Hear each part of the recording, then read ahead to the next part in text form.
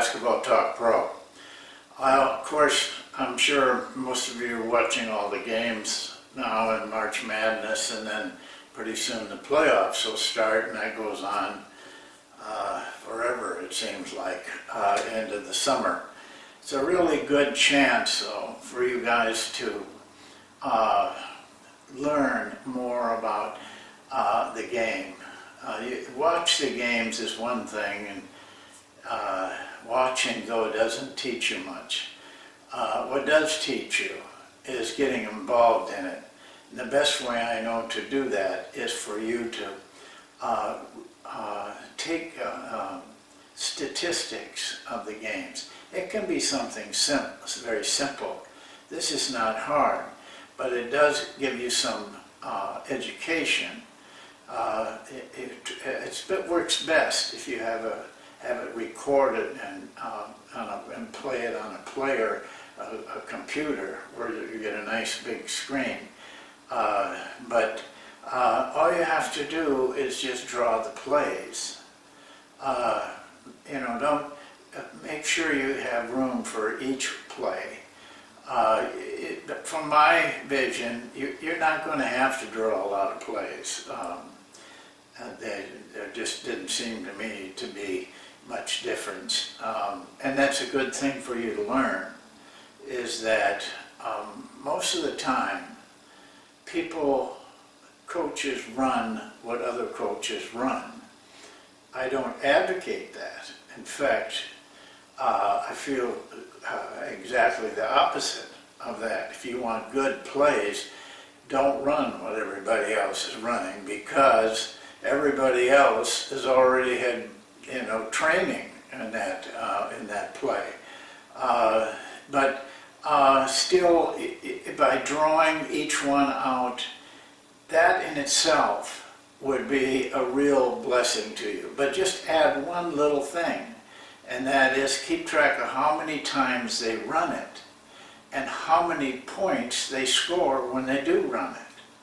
But be very careful that you recognize the difference between the play or the fast break and breakdown. We're going to talk about that a little bit. It's a little tricky. It needs some experience. But when you finish the game and you add 2 or 3, 4 more, you're going to be surprised how much you saw that you didn't see just watching. And that's a powerful learning tool. Well, I'll remind you, in the next session is the last session on freelance. I've spent a lot of time on this, I know, but I think it's very important. And I'd like to recruit you to that world of freelance, because you're going to have a great experience. It was for me. I did not believe we could get the shots that we got without coaching them, without doing anything.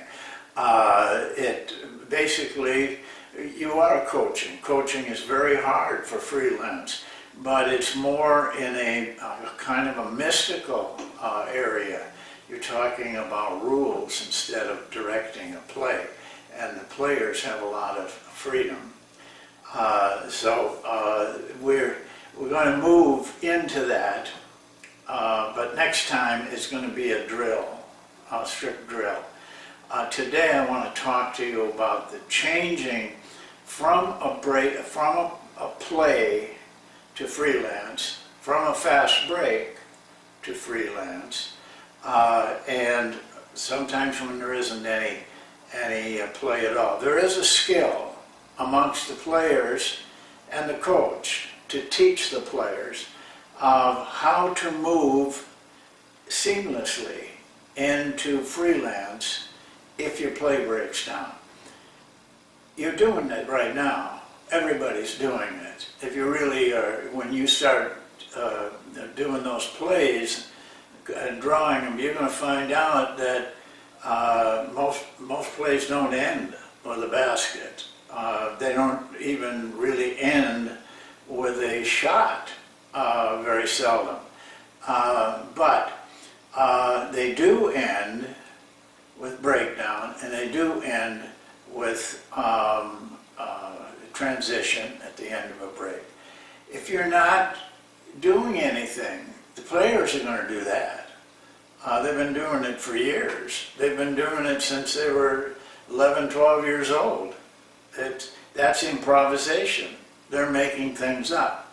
The difference is, and here is where I think coaches make a mistake, is that they will do the individual improvising, but what you want is group improvising.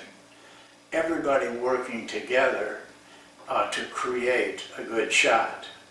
That is not true with just one-on-ones, and post-ups, and the screen at the ball, and that sort of thing. You'll find that out when you start doing films like that. Well, there is a skill for the players to know how to and when to pick up for a play that's broken or a fast break that didn't work. If for some reason they just don't get into anything. That happens a lot, by the way. On an offensive rebound that they can't take back, they kick it out, and then very few teams set up on that because of time. So they're going on their own. That's when you want to have your group improvisation in place. We do it, very simply, and that is with one word. The word we use is monk. It's a good word because it's short, four letters. It attracts attention right away because of the way it's the sound of it, and is easily heard in a crowd. But what happens is, and I'm going to show you some things on the board, what happens is that you have to have some kind of call to make sure all the players know they're now in freelance. A play breaks down, you have to have a situation where everybody can call that out, because some players won't see it or hear it or think about it. And so we ask all our players, once you recognize it, don't wait for somebody else to do it, call monk. That's all you have to do. It doesn't distract you at all, one little word. And then everybody knows we're now in a freelance offense. And you will find, if you keep close track of, and you should, of what you're doing on the floor, what your plays are doing, what the freelance is doing, you're going to find that the freelance is much more effective in scoring than your plays are. I have a book on it. The very first chapter talks about it, and we have statistics to prove it. It's not guesswork. So what I'd like to do now is go to the yellow pad, and I'll just show you two examples so that you can understand how this takes place. Well, here are two diagrams. Before we really get into that, I just want to point out to you, I don't know of hardly anybody that does what we're going to show you to do. There was one coach, though, that did it exactly like we're talking about, and that was Dean Smith. When I wrote the book I wrote, I leaned on him a lot, but he was not in really good shape at that time, and so I had to kind of go by his book, but his book outlines it very well.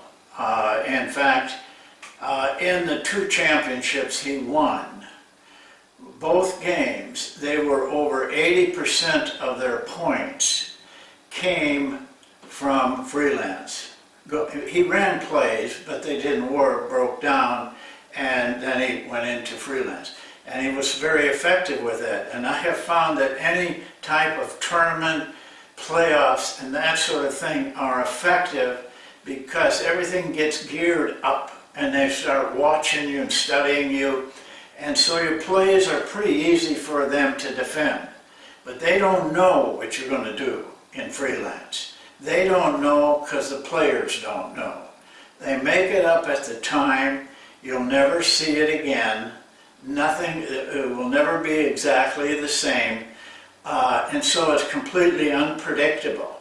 And in those big games, that tends to be where freelance really shines. Because there's no way you can scout it. So let me just go over this. What I'm doing is, this is a play, this is a fast break. This is our play. Cut one is a play that we run in our set offense. And I'm not going to go through that offense. I shouldn't have to, but I will show you how, even when you're doing what you're supposed to be doing, a play can break down. You know, we start in a two-guard front. These are our two guards, our wings, and a high post man. A high post man is, if you've read the book or you've listened to these videos, always follows the ball until that first pass. This is the first pass. It's also the first pass when we run Monk as a play.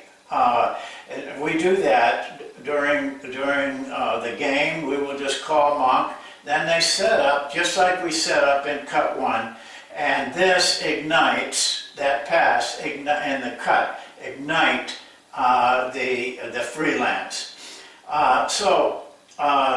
Let's just draw this out and I'll tell you where it changes. First, the pass is made here. He cuts through, and normally he would stay right here because normally there's going to be a screen down on him. So the off guard moves in and works off of the high post screen that's being set here till he can get the ball. This is very important because we got to get the ball back in cut one and move it to the weak side or the side opposite where you started on. So the ball comes back to this to that second guard. When he gets it, normally the screen down goes down and they come out. There's a reason for that. We just want to get the ball over here because the play, the meat of the play is on the other side. So, but he comes here and say, for example, this could happen very easily. This guy, instead of coming out, feels something in the defense and he curls it. He breaks the play. The play is now broken. There's nothing wrong with that. I encourage that. Curl and pop. Now we might have a nice shot over there, but say it just isn't, you know, it isn't working like we would have hoped that it will work. At that point, when this guy curls and he pops, if there isn't a shot taken, gotten and taken, then we're in Monk. So somebody on this team has to immediately see that and say, Monk. Now 5 guys know that they're in freelance. In a highly competitive game, the mind does funny things. They could be in a different planet almost, but this will bring them back to Earth.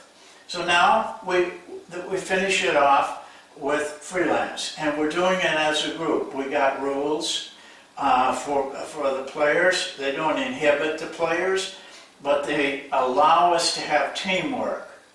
And this is probably the best part of I know it's the best part of our offense, and especially helps us a lot against a set defense.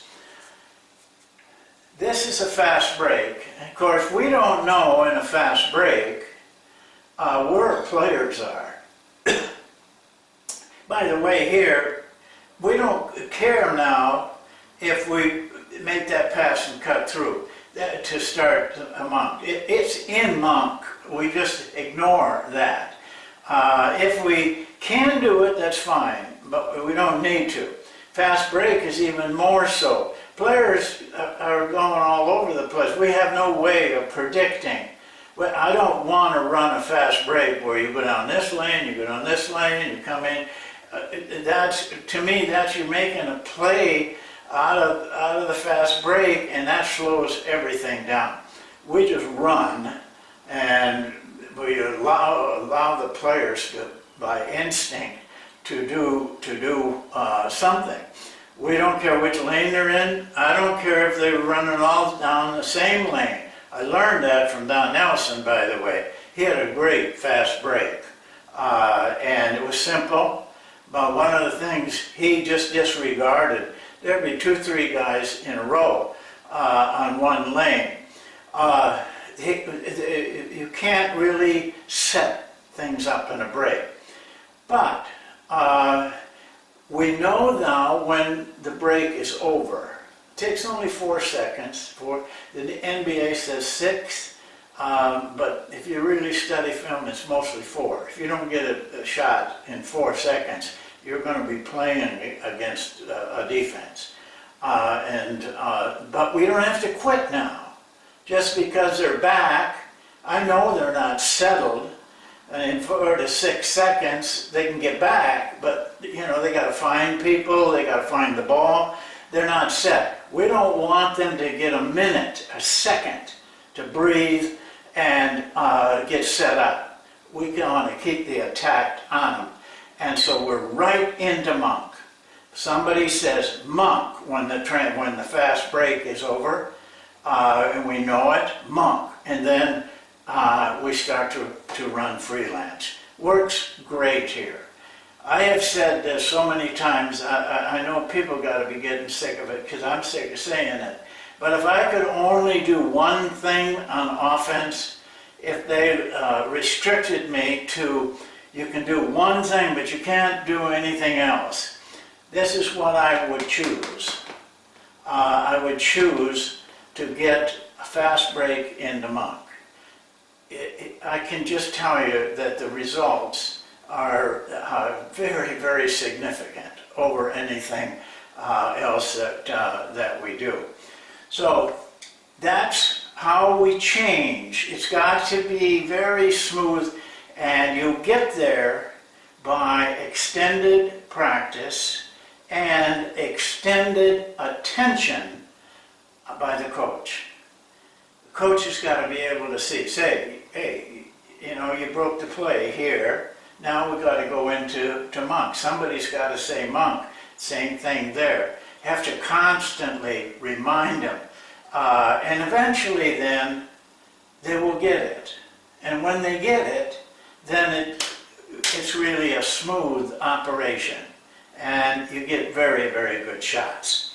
Well, that's it for today. We'll continue on one more step in the process with a nice drill that will help your players learn how to do this. They're not. You'll get some proficiency by telling them or showing them films. Get a little bit more, but not enough. But playing it up and down constantly, that's how you learn. So look for it. I'm not sure which day it'll come on, but thank you for watching, and I hope this helps.